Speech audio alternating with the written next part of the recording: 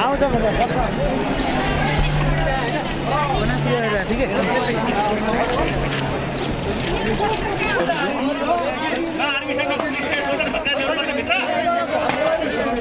यहाँ इक्विपमेन्टलाई केही नहुने भयो होइन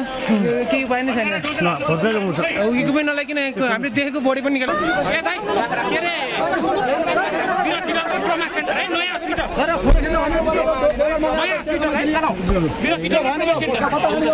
है